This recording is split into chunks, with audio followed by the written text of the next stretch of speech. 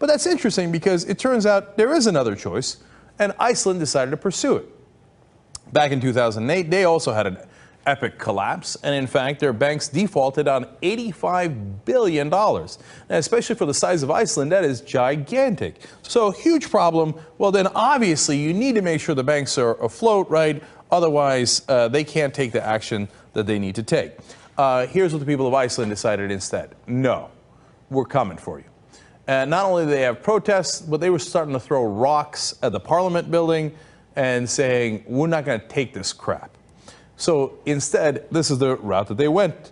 They indicted their former prime minister, Geir Haarde, who of course I have no idea how to actually pronounce his name. Sorry for all the mispronunciations. And then they decided, well, that's not enough, so let's go ahead and arrest the former chief executives of the 3 biggest banks.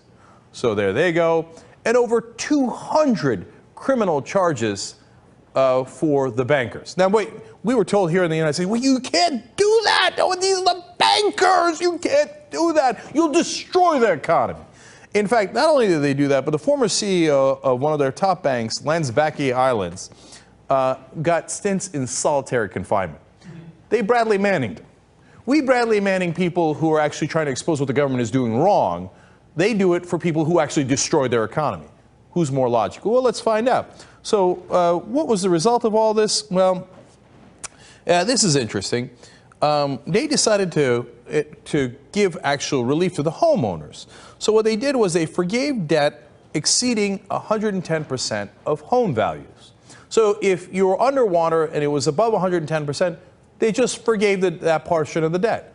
Now, here in the U.S., that makes people in power's head explode. How could you, these irresponsible people? Who, the bankers who crashed the economy? No, I love those guys. No, the homeowners who got tricked by the bankers into taking these loans with exploding interest rates. No, we can never forgive them. But wait, Iceland did it, so we'll see how that turns out.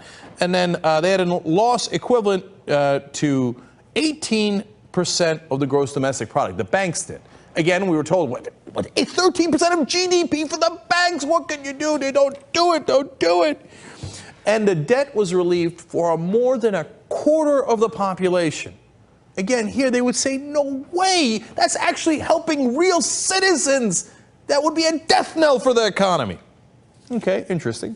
So how did it turn out? Oh, damn it. Look at this. In 2009, their economy tanked. It shrank by 6.7%.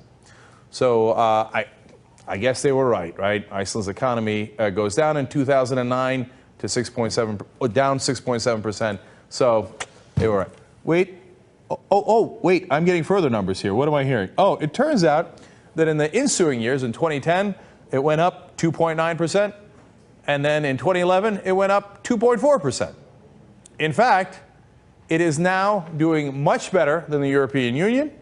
And it's even doing better than the Organization for Economic Cooperation and Development. Those are all the developed countries. So they're beating the rest of the world. But wait, I thought that if we went after the bankers, that our economy would never improve. That we would be in desolate condition and we would be in a depression that we couldn't possibly recover from. It turns out that if you actually help your citizens and jail the bankers, it actually helps your economy greatly. Now, Iceland doesn't even want to join the European Union anymore. They're like, why would we join those losers?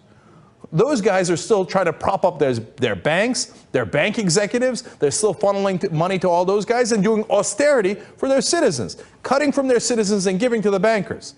That is a proven failure of a strategy. It didn't work in Europe. It hasn't worked in the United States of America. The one place where they did what at the time Paul Krugman said, I said, Simon Johnson said, so many other of top economists said, hey, why don't we nationalize the banks? Why don't we give relief to actual citizens instead of the top banking executives that caused the collapse?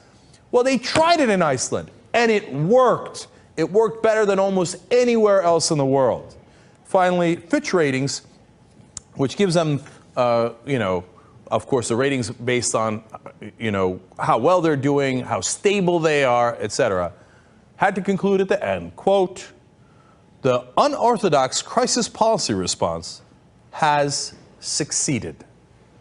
It was so unorthodox to actually give the advantage to the citizens rather than the bankers, but shockingly enough, it has succeeded. There is another way of doing it. Iceland did it. It worked. It would also work here in the United States. But since our politicians are corrupt and captured by those top banking and multinational corporation executives, we will not do that, because our politicians do not work for the population. They have no interest in helping the population. They work for the banking executives and all of their other top donors. So don't let them lie to you and tell you, oh, no, we have to help the bankers, otherwise there's no way to help the economy. It is the exact opposite of the truth. If you actually went after the bankers, you would help the economy.